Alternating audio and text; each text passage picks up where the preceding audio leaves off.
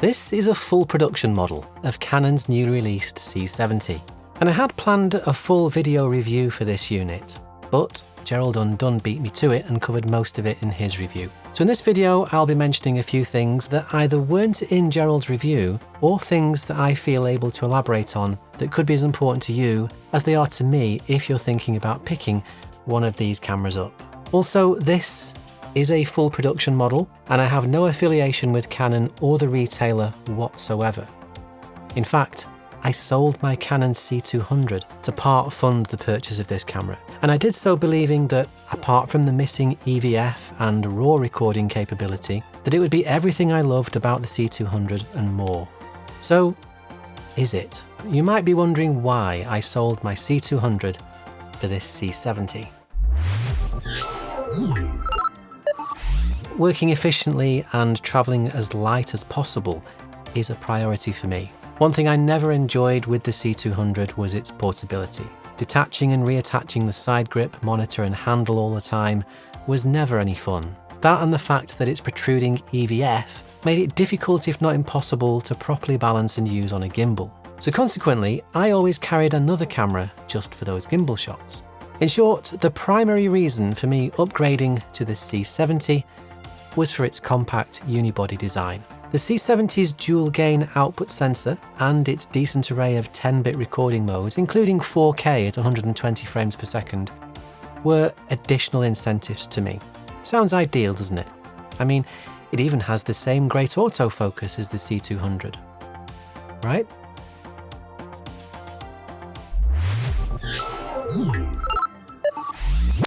If you've watched any of my previous camera reviews, including of the R6, I often made reference to the C200's autofocus being pretty bulletproof, but more to the point, smooth.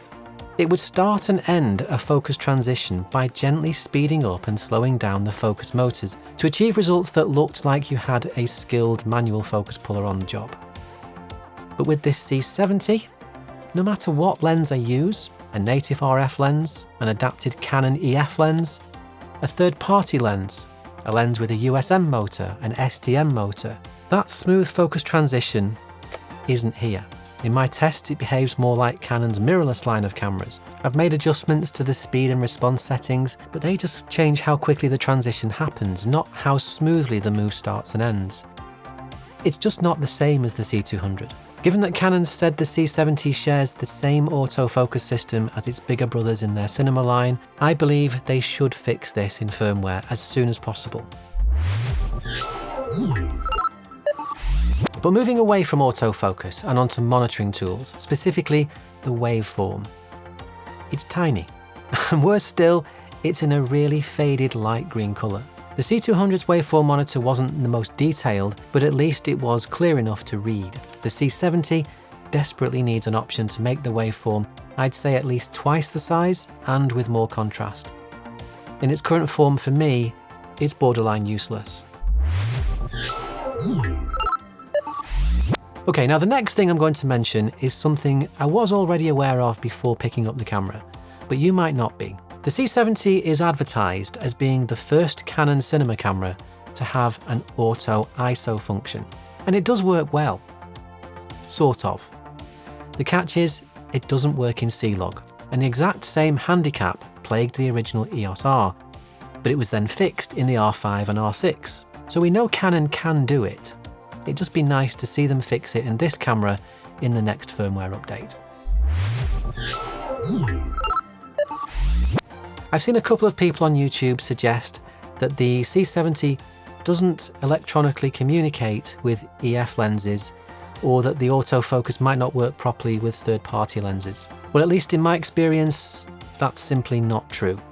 With the regular EF to RF adapter, that's the one with or without the control ring, all my Canon third-party EF lenses, including importantly my Sigma Art lenses, work just as they do on the R6 with full autofocus. I think some of this confusion stems from Canon themselves talking about potential incompatibilities with their new focal reducer adapter, but the regular adapters work fine. I don't have the focal reducer myself, so I can't test it yet, but I might try it at some point in future, and if and when I do, I will of course make a video about it. The only time you need a UHS-2 V60 rated card or higher is when using the 4K all-intra codec or the 4K 120 frames per second option. You don't need the much more expensive V90 cards. I've been using these Angelbird V60s that I've had for ages with my GH5. And so far on the C70, they've been flawless. I've been able to record in any of the recording modes with them. But even better than that, I also seem to be able to get away with these SanDisk UHS-1 cards. These are V30 rated for all other recording modes, including the H.264 4K long op option at 50 frames per second, which theoretically just slightly exceeds the rated sustained write speeds of these cards. The camera does give you an SD card incompatibility warning if you select any of the 10-bit 422 modes with a UHS-1 card inserted, but it will still let you record anyway. And in my experience using these cards, it does so continuously without issue. I am planning on making some comparison videos between the C70, the R6, and my trusty old Panasonic GH5 and GH5S. So please make sure you're subscribed if you don't want to miss any of those. In the meantime, if you have any questions about the C70, please drop them in the comments down below, and I'll do my best to respond to as many of them as I can. But that's all for this video. Thank you very much for watching, and I'll see you in the next one.